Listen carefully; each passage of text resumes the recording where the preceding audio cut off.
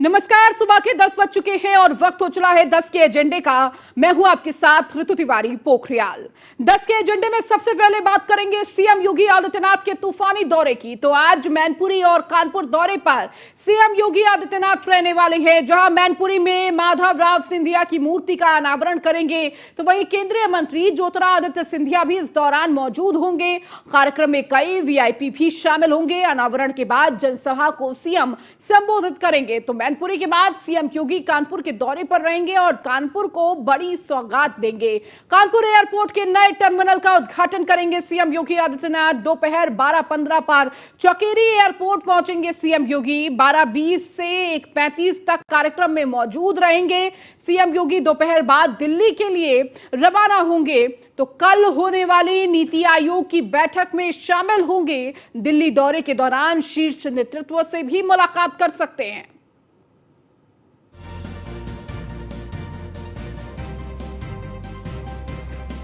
तो तूफानी दौरा सीएम योगी आदित्यनाथ का। कानपुर को नए टर्मिनल की सुविधा मिलने जा रही है। तो नए टर्मिनल में क्या कुछ सुविधाएं होंगी आपको बता देते हैं। नया टर्मिनल भवन 6243 वर्ग मीटर के क्षेत्र में बना है, जिसकी लागत 150 करोड़ रुपए है। मौजूदा टर्मिनल से 16 गुना बड़ा है। प्रतीक्षालय में 400 यात्रियों के बैठने की क्षमता है। अभी तक 50 यात्री ही बैठे थे। वहीं पार्किंग के 150 वाहन, 2 बसें भी आ सकती है। 850 वर्ग मीटर में फैलकर एक बड़ा शॉपिंग हॉल है। तो दृष्टिबाधित यात्रियों के लिए स्पर्श पथ की भी सुविधा है। टर्मिनल भवन की छत डबल इंसुलेटेड धातु से बनी हुई है। इसके अंदर गर्मी और आवाज नहीं आती है। तो टर्मिनल बिल्डिंग की विशेषताएं क्या क्या है वो भी आपको बता देते हैं। लगभग 150 करोड़ की धनराशि से एयरपोर्ट टर्मिनल बिल्डिंग बनाई गई है।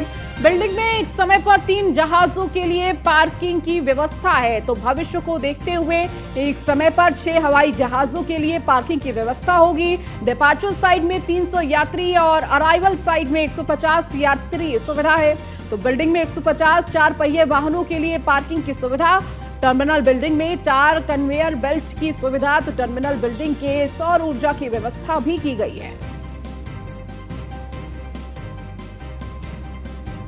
तो तमाम सुविधाओं से लैस ये टर्मिनल, जिसका उद्घाटन आज सीएम योगी आदित्यनाथ करेंगे। इस दौरान ज्योतिरादित्य सिंधिया भी मौजूद होंगे। इस कार्यक्रम में जनसभा को भी संबोधित करेंगे। तो ताबड़तोड़ दौरा सीएम योगी आदित्यनाथ का रहने वाला है। पहले मैनपुरी पहुंचेंगे और मैनपुरी में तमाम कार्यक्रमों में हिस्सा लेंगे और उसके बाद कानपुर के दौरे पर सीएम योगी आदित्यनाथ रहने वाले हैं। नरेंद्र मोदी की अगुवाई में केंद्र सरकार ने 9 साल पूरे कर लिए हैं। मोदी ने 26 मई 2014 को प्रधानमंत्री के रूप में शपथ ली थी। अगले साल होने वाले लोकसभा चुनाव में उनके सामने चुनौती जीत की हैट्रिक की होगी। पीएम मोदी के 9 साल के कार्यकाल में कौन से ऐसे बड़े मुकाम रहे जो नरेंद्र मोदी को उनकी सरकार के लिए गेम चेंजर बने हैं। ऐसे में हम केंद्र सरकार के 9 वर्षों के बड़े फैसलों की तो सख्त फैसलों ने मजबूती दी इस सरकार को। मोदी सरकार ने अपने 2 टर्म में कई बड़े फैसले लिए, जो मजबूत फैसले लेने वाली सरकार की छवि बनाई गई। बड़े फैसले लेने से बढ़ी मोदी सरकार की लोकप्रियता। मोदी सरकार का साफ संदेश, फैसले लेने में नहीं हिचकेगी। पहले टर्म्स में नोटबंदी, आतंकवादियों को ठिकाने पर ऑपरेशन का बड़ा फैसला। दूसरे टर्म में कोविड के दौरान लॉकडाउन 370 हटाने समेत कई और बड़े फैसले। वैक्सीन मामले में आत्मनिर्भर बना है भारत।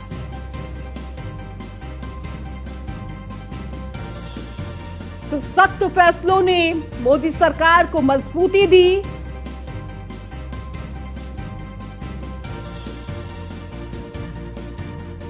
तो 2 टर्म में कई बड़े फैसले लिए गए।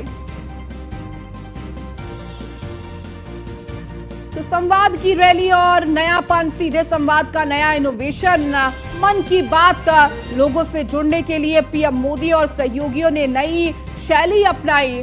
2014 से ही पीएम मोदी ने लोगों के बीच ज्यादा से ज्यादा जाने की परंपरा शुरू की। दूसरे मंत्रियों को भी जनता से जुड़ने के लिए होमवर्क दिए। तो 9 साल पूरा होने के बाद भी यह सिलसिला जारी है। 9 साल पूरे होने पर बीजेपी करेगी 21 रैलियां।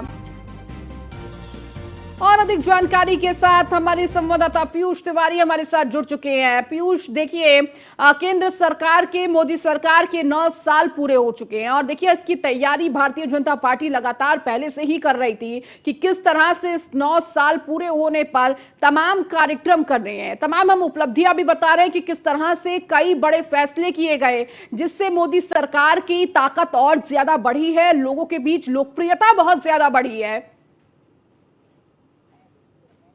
सरकार के 9 साल पूरे हो गए हैं और आपने देखा किस तरीके से मोदी सरकार ने इसके बाद बीते 9 सालों में बड़े फैसले किए। चाहे आपने 2016 की स्थिति में देखा किस तरीके से मोदी सरकार ने हजारों 500 का नोट बंद किया और कहीं न कहीं काले धन पर एक बड़ा प्रहार किया। हालांकि मोदी सरकार को इसको लेकर आलोचना भी हुई, लेकिन एक बड़ी सफलता मिली और कहीं न कहीं आतंकवाद को भी रोकने, आतंकवाद की वो फंडिंग होती थी विदेशों से, उसको भी रोकने में कहीं न कहीं कामयाबी सरकार को मिली। इसके साथ ही आपने देखा किस तरीके से भारत ने सर्जिकल स्ट्राइक पाकिस्तान पर किया और कहीं न कहीं भारत के जाबाज जवानों ने पाकिस्तान में घुसकर पाकिस्तान को धूल चटाई और कहीं न कहीं आतंकी ठिकानों को ध्वस्त किया। आप देखिए प्रधानमंत्री नरेंद्र मोदी का विजन है किस तरीके से मेक इन इंडिया पर प्रधानमंत्री ने जोर दिया और तमाम जो अलग अलग कंपनियां हैं वो भारत में मौजूद हैं और भारत में जो प्रोडक्ट है वो बनाए जा रहे हैं और कहीं न कहीं विदेशों में भी उसको भेजा जा रहा है। इसके अलावा अगर बात करें स्टार्टअप इंडिया, प्रधानमंत्री ने इस दौरान स्टार्टअप इंडिया को बढ़ावा देने के लिए तमाम जो कार्य है वो सरकार की ओर से किए गए। सड़क और परिवहन मंत्रालय की बात करें तो उनकी ओर से भी तमाम तरीके की जो चीजें हैं बेहतर की गई और कहीं न कहीं जो रोड हाईवे है आपने देखा किस तरीके से पिछले 9 सालों में सड़कों का बेहतर रुझान है भारत में दिख चुका है। इसके साथ अगर बात करें तो तमाम ऐसे मोदी सरकार के ऐसे ऐतिहासिक फैसले रहे हैं जिसकी तारीफ कहीं न कहीं आज भी हो रही है और मोदी सरकार इसको बनाने के लिए कहीं न कहीं करीब अगले 1 महीने तक अलग अलग जो कार्यक्रम है वो मोदी सरकार की ओर से किए जाएंगे। चाहे एम्स की बात करें, आपने देखा किस तरीके से देश के अलग अलग इलाकों में, अलग अलग शहरों में एम्स की संख्या लगातार बढ़ती जा रही है। इसके अलावा रेलवे सेक्टर की बात करें तो रेलवे सेक्टर में जिस तरीके से आधुनिक बनाया जा रहा है कहीं न कहीं बेहतर किया जा रहा है। वंदे भारत एक्सप्रेस की बात करें तो वंदे भारत एक्सप्रेस को लगातार चलाया जा रहा है, एक शहर से दूसरे शहर तक इसको चलाया जा रहा है। तो निश्चित रूप से मोदी सरकार के 9 साल पूरे हो रहे हैं और 9 साल कहीं न कहीं बीजेपी बताती है इसको कि ये कहीं न कहीं ऐतिहासिक है। बीजेपी का ये भी कहना है कि जो 70 साल में किसने नहीं हुआ वो कहीं न कहीं इन 9 सालों में ही हुआ है। इसके साथ ही आप देखिए लगातार मोदी सरकार की जो विदेश नीति है वो भी काफी बेहतर रही है। आपने देखा कि जब प्रधानमंत्री विदेश दौरे पर थे तो किस तरीके से बड़े बड़े देशों के जो राष्ट्रीय अध्यक्ष थे वो कहीं न कहीं प्रधानमंत्री को किस तरीके से उन्होंने गर्मजोशी से मुलाकात की। तो 9 साल की अगर हम बात करें तो प्रधानमंत्री नरेंद्र मोदी या केंद्र सरकार। ठीक है पीयूष, बहुत शुक्रिया इन तमाम जानकारियों को देने के लिए। तो देखिए 9 साल पूरे हुए हैं और तमाम उपलब्धियां इस बीच केंद्र सरकार के नाम रही है। आगे बढ़ेंगे, यूपी बीजेपी से जुड़ी इस वक्त की बड़ी खबर आपको दे दें। महाजनसंपर्क अभियान को लेकर सौंपी गई है जिम्मेदारी, केंद्रीय मंत्रियों समेत वरिष्ठ नेताओं को यह जिम्मेदारी मिली है। केंद्रीय ऊर्जा मंत्री आरके सिंह को कानपुर जालौन का जिम्मा सौंपा गया है तो अकबरपुर झांसी लोकसभा क्षेत्र की जिम्मेदारी सौंपी गई है। गुजरात के प्रदेश महामंत्री विनोद चावड़ा भी साथ रहेंगे। तो मंत्री मीनाक्षी लेखी को आगरा फतेहपुर सीकरी का जिम्मा दिया गया। फिरोजाबाद और एटा लोकसभा क्षेत्र की भी जिम्मेदारी मिली। मंत्री मोहन यादव को सीतापुर, बहराइच, कैसरगंज का जिम्मा। अल्मोड़ा के सांसद अजय टमटा भी मोहन यादव के साथ रहेंगे। सांसद मनोज तिवारी को नाव मोहनलालगंज की जिम्मेदारी, लखनऊ और बाराबंकी लोकसभा की भी जिम्मेदारी संभालेंगे। तो यूपी प्रभारी राधा मोहन को अलीगढ़ हाथरस की जिम्मेदारी दी गई है। पूर्व सीएम रघुवर दास को डुमरियागंज महाराजगंज की जिम्मेदारी। तो गोरखपुर और कुशीनगर की भी जिम्मेदारी संभालेंगे रघुवर दास। सांसद रमेश पोखरियाल हमीरपुर बांदा की जिम्मेदारी संभालेंगे। फतेहपुर और कौशाम्बी की भी जिम्मेदारी संभालेंगे पोखरियाल। और अधिक जानकारी के साथ मनीष मिश्रा हमारे संवाददाता हमारे साथ जुड़ चुके हैं। मनीष, लगातार जिस तरह से सरकार के 9 साल पूरे हो रहे हैं और इस मौके पर जो महाजनसंपर्क अभियान बीजेपी शुरू करने जा रही है, इसको लेकर तमाम जिम्मेदारियां भी सौंपी गई है। न्यूज़ इंडिया ने पहले खबर चलाई थी कि जिस तरीके से भारतीय जनता पार्टी प्रधानमंत्री के 9 साल जो कार्यकाल पूरे होने जा रहे हैं उसको लेकर एक महाअभियान चल जा रही है। इसमें तमाम रैलियाँ भी होंगी, करीब 80 रैलियाँ भी होंगी 80 लोकसभा सीट को लेकर। इसको लेकर पहले ही बताया गया था केंद्रीय मंत्री हैं उनको भी इसमें लगाया जा सकता है और सबसे ज़्यादा महत्व उन लोगों को दिया जाएगा जो इसमें जो उत्तर प्रदेश से आते हैं, जो उत्तर प्रदेश के संसदीय क्षेत्र से चुन के दिल्ली की राजनीति में रहते हैं, उनकी भी इसमें ड्यूटी लगेगी। साथ ही साथ उन्होंने देखा कि जो प्रभावशाली जो नेता हैं, जो तमाम देश के जो बड़े नेता हैं भारतीय जनता पार्टी की सरकार के, उनको भी इसमें जिम्मेदारी दी गई है। एक तरीके से माना जा रहा है कि ये आगाज़ किया जा रहा है 2024 के इलेक्शन के लिए 9 साल का जो कार्यकाल है उसकी उपलब्धियों को लेकर जन जन तक पहुँचने का ये सुगम एक अभियान चलाया जाएगा, जिसके तहत सभी रैलियाँ भी की जाएंगी, जनसंपर्क अभियान भी किया जाएगा, घर घर तक भी जाएंगे। तो माना जा रहा है कि उत्तर प्रदेश क्योंकि सबसे अहम सूबा माना जाता है, देश की परिस्थिति में देखेंगे सबसे बड़ा राज्य आता है, 80 लोकसभा सीटें आती है, उसमें कोई कमी नहीं होने देना चाहती भारतीय जनता पार्टी। उसको लेके प्रधानमंत्री मोदी के 9 साल के कार्यकाल से जो 30 मई से शुरुआत हो रही है उसमें अब केंद्रीय नेतृत्व के बड़े शीर्ष नेताओं को जिम्मेदारी सौंपी गई है और जिम्मेदारी की सौंपने के साथ माना जा रहा है कि अब 2024 का जो मिशन मोड में है भारतीय जनता पार्टी उसका आगाज़ 30 मई से होने जा रहा है, जिसकी शुरुआत इन सभी नेताओं को इनके जो जिम्मेदारियाँ गई हैं उसको सौंपने के साथ साथ अब इनकी जिम्मेदारियाँ भी सौंपी गई हैं, जिससे कि जो अभियान है उसको और सफलतापूर्वक बनाया जा सके। जी बिल्कुल मनीष, और देखिए इसी कोशिश में अब भारतीय जनता पार्टी लगी हुई है। मनीष, आप लगातार जुड़े रहिए और भी खबरों पर आपसे अपडेट लेंगे। वहीं लोकसभा चुनाव को लेकर बीजेपी की तैयारी, सोशल मीडिया पर 2024 को लेकर बीजेपी रहेगी एक्टिव। 29 मई को होगी बीजेपी के सोशल मीडिया वॉलंटियर्स की वर्कशॉप में 600 से ज्यादा वॉलंटियर और इन्फ्लुएंसर होंगे शामिल। इंदिरा गांधी प्रतिष्ठान में होगी सोशल मीडिया वर्कशॉप के उद्घाटन में सीएम योगी और भूपेंद्र चौधरी हो सकते हैं शामिल। तो बड़ी खबर आपको, लोकसभा चुनाव को लेकर बीजेपी की तैयारी, सोशल मीडिया पर 2024 को लेकर बीजेपी रहेगी एक्टिव। तो 29 मई को होगी बीजेपी सोशल मीडिया वॉलंटियर्स की वर्कशॉप। मनीष हमारे साथ लगातार जुड़े हुए हैं। मनीष, देखिए 2024 को लेकर भारतीय जनता पार्टी लगातार तैयार है और जो प्रमुख भूमिका बीजेपी की बताई जाती है, सोशल मीडिया जो माध्यम है वो बहुत महत्वपूर्ण रहता है और कहीं ना कहीं इसको और बेहतर साधने के लिए ये पूरी वर्कशॉप रहने वाली है।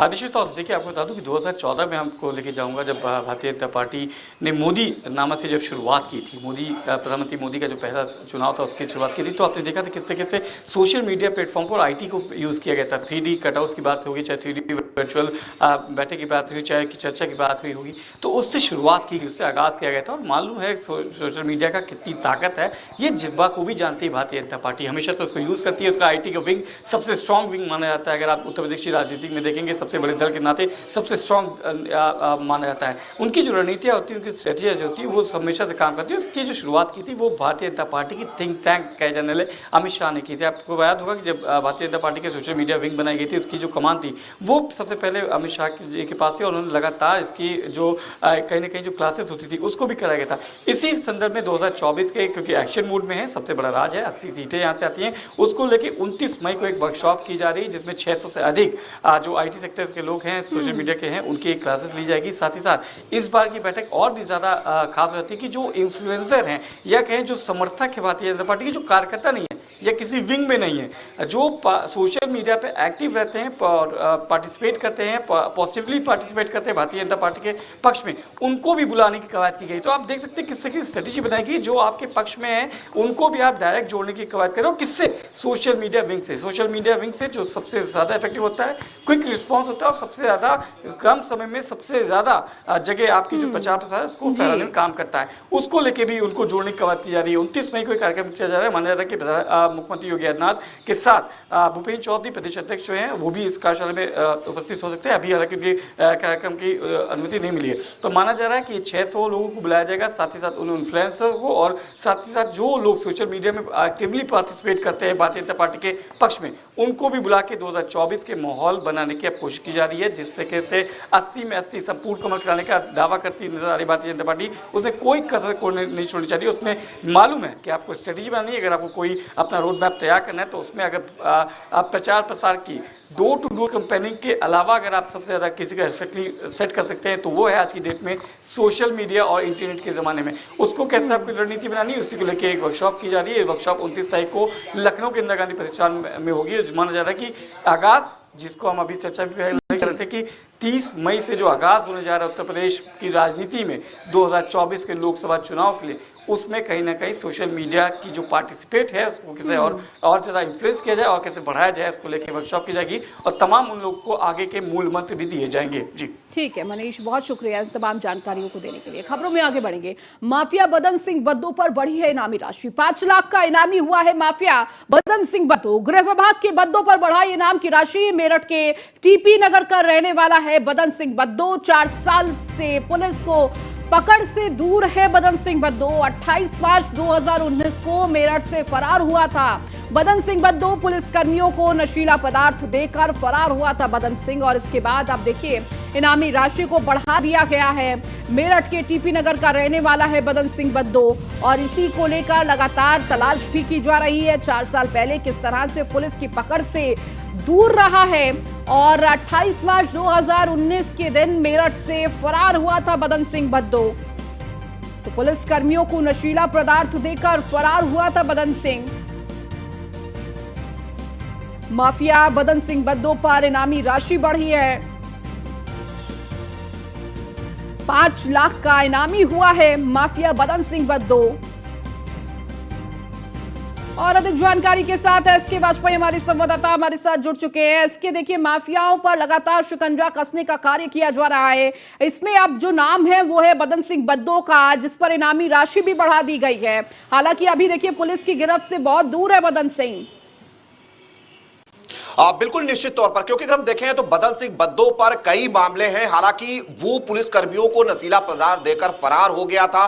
पुलिस लगातार कहीं ना कहीं उसकी तलाश कर रही है। जो उससे जुड़े हुए मामले हैं उनको लेकर तेजी के साथ पुलिस की कार्रवाई चल रही है। जो उसके गुर्गे हैं उन पर भी बड़े पैमाने पर उत्तर प्रदेश पुलिस की तरफ से कार्रवाई की गई है। हालांकि उसके इनाम को उत्तर प्रदेश पुलिस मुख्यालय की तरफ से 5 लाख रुपए कर दिया गया है, क्योंकि जब मेरठ पुलिस की तरफ से ये प्रस्ताव उत्तर प्रदेश पुलिस को भेजा गया था, जिस पर उत्तर प्रदेश पुलिस मुख्यालय ने अब इनाम की राशि 5 लाख रुपए कर दी। हालांकि अब तक जो पूछताछ उसके गुर्गों, उसके करीबियों से हुई है, उसमें जानकारी मिली है कि वो यूरोपीय देशों में कहीं न कहीं पनाह लिए हुए हैं। पेरिस में उसकी लोकेशन हो सकती है, ऐसी आशंका है, जिसको लेकर यूपी पुलिस लगातार अपनी कार्रवाई आगे बढ़ा रही है। तो निश्चित तौर पर हम देखें कि कहीं न कहीं जो उत्तर प्रदेश पुलिस की तरफ से 61 माफियाओं की सूची जारी की गई थी, उस सूची के बाद लगातार ऐसे माफियाओं पर एक्शन जारी है जो कहीं न कहीं आतंक का पर्याय बने हुए थे, जिन पर कई मामले हैं जो लगातार अपने रसूख के चलते कहीं न कहीं गिरफ्तार नहीं हो सके या उनके ऊपर पुलिसिया कार्रवाई नहीं हो पाई। अब उनके खिलाफ लगातार एक्शन का दौर जारी है। उसी क्रम में बदन सिंह बद्दो के खिलाफ भी अब 5 लाख रुपए का इनाम घोषित हो चुका है। मतलब सीधे तौर पर उसके बारे में जानकारी देने वाले को यह इनाम उत्तर प्रदेश पुलिस की तरफ से दिया जाएगा। ठीक है, इसके बहुत शुक्रिया इस जानकारी को देने के लिए। निकाय चुनाव में जीते उम्मीदवारों का शपथ ग्रहण आज दयाल बाग स्वामी बाग में आज होगा। शपथ ग्रहण समारोह तो शमशाबाद में भी आज होगा। शपथ ग्रहण समारोह एग्जीबिशन हॉल में आयोजित किया जाएगा। शपथ ग्रहण समारोह एएसडीएम सदर अनिल कुमार दिलाएंगे शपथ। समारोह में बतौर मुख्य अतिथि शामिल होंगे राधा स्वामी सत्संग सभा के अध्यक्ष। कार्यक्रम में शामिल होंगे राधा स्वामी सत्संग सभा के अध्यक्ष गुरु स्वरूप सूद।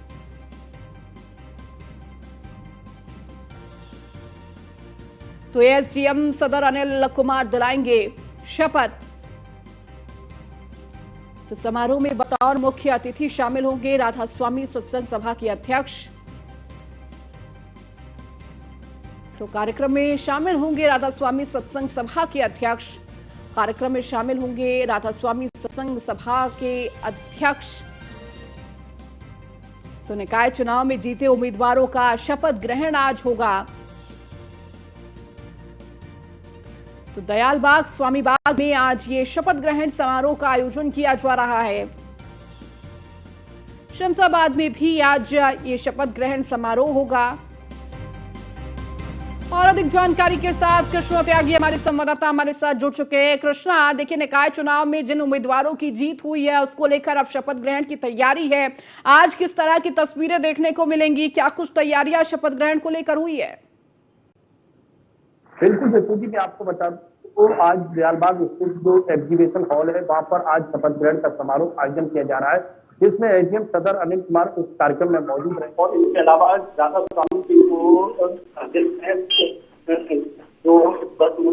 सूद जी वो भी इस कार्यक्रम में मौजूद रहेंगे। इसके अलावा आज शमशाबाद में भी शपथ ग्रहण का समारोह का आयोजन है। इसके अलावा कल 27 मई यानी शनिवार को महापौर दिवाकर भी आगरा के प्रेक्षागृह में शपथ ग्रहण लेंगी। तो निश्चित तौर से माना जा रहा है के लिए विशेष तैयारी चल रही है। आज भी शमशाबाद और दयालबाग जो एग्जीबिशन हॉल में तैयारी में प्रशासन पूरी तरह से जुटा हुआ था और पूरी तैयारी लगभग तय है।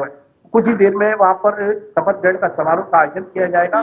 इसके अलावा कल 27 मई को हेमलता दिवाकर के साथ आगरा के 100 वार्ड के पार्षद भी यहाँ पर शपथ ग्रहण समारोह में उपस्थित होंगे। तो निश्चित तौर से जो सोशल मीडिया और प्लेटफॉर्म के माध्यम से पार्षदों के माध्यम से लोगों को एकजुट होने की अपील की जा रही है, जिसमें ज्यादा से ज्यादा लोग उस शपथ ग्रहण में समारोह में मौजूद रहे और पार्षदों द्वारा अपील भी की जा रही है जो लोग वहाँ शपथ ग्रहण में आए उनके लिए खाने पीने से लेकर उनके आने जाने की सुविधा भी इन लोगों द्वारा की जा रही है। सबसे बड़ा सवाल ये भी हो सकता है कि यदि सूर्य सदन प्रेक्षागृह में बैठने की 1000 लोगों की भीड़ है तो 1000 लोग बैठ सकते हैं केवल, यदि वहां पर स्थिति बढ़ती है तो वहां पर काफी लोगों को बैठने की सुविधा नहीं होगी। तो ये सबसे महत्वपूर्ण सवाल हो सकता है। ये वहां की व्यवस्थाएं चौक चौबंद बिगड़ सकती है। तो शासन द्वारा बैठने की 1000 सीट है और वहां पर यदि अपील के माध्यम से 100 वार्ड को काफी लोग उसे बुला रहे हैं। ठीक है कृष्णा, बहुत शुक्रिया इस जानकारी को देने के लिए। खबरों में आगे बढ़ेंगे, बात करेंगे ग्रेटर नोएडा की, जहां एक्सटर्नल पेरिफेरल हाईवे पर यह हादसा हुआ है। बस और ट्रक की आपस में जोरदार टक्कर हो गई। हादसे के दौरान 2 लोगों की दर्दनाक मौत हुई है तो 28 लोगों को चोट आई है। अस्पताल में भर्ती घटनास्थल पर पहुंचे टीम के साथ कासना इंस्पेक्टर। तो ग्रेटर नोएडा के थाना कासना की ये पूरी घटना है। तो किस तरह से बस और ट्रक की ये जोरदार टक्कर हुई है। हादसे के दौरान 2 लोगों की दर्दनाक मौत हो गई और देखिए 28 लोगों को गंभीर चोटें आई हैं जिन्हें अस्पताल में तुरंत भर्ती कराया गया। तो घटनास्थल पर टीम मौजूद है जो इस पूरे मामले की जांच कर रही है। तो ग्रेटर नोएडा के थाना कासना की ये पूरी घटना आपको बता रहे हैं किस तरह से ये सड़क दुर्घटना सामने है। एक्सटर्नल पेरिफेरल हाईवे पर यह हादसा हुआ है जहां बस और ट्रक के बीच ये जोरदार टक्कर, तेज रफ्तार का ये कहर देखने को मिला है। हादसे के दौरान 2 लोगों की दर्दनाक मौत हो गई है और कई लोग इस दौरान घायल हुए हैं। 28 बताया जा रहा है लोगों को गंभीर चोट आई है जिन्हें तुरंत अस्पताल में भर्ती कराया गया।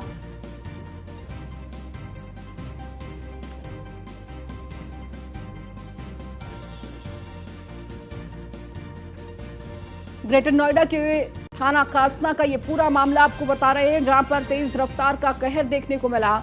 एक्सटर्नल पेरिफेरल हाईवे पर यह हादसा हुआ जहां बस और ट्रक की आपस में जोरदार भिड़ंत हो गई और इसमें 2 लोगों की मौत हो गई है।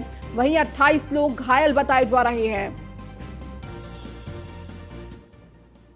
अब खबर बुलंदशहर से है जहां 11 साल की मासूम से रेप का मामला सामने आया है। एडीजे स्पेशल पॉक्सो कोर्ट ने रेपिस्ट लोकेश को सुनाई सजा, 20 साल के कठोर कारावास और 32,000 रुपए दंड की सजा। तो 2 साल पहले लोकेश ने मासूम से किया था रेप, घर में घुसकर दिया था इस वारदात को अंजाम।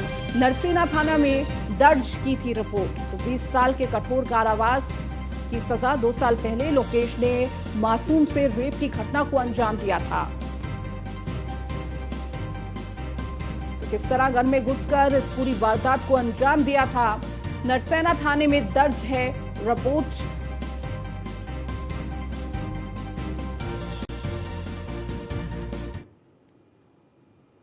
चलिए इस बीच रुकेंगे एक छोटे से ब्रेक के लिए, जल्द हाजिर होंगे।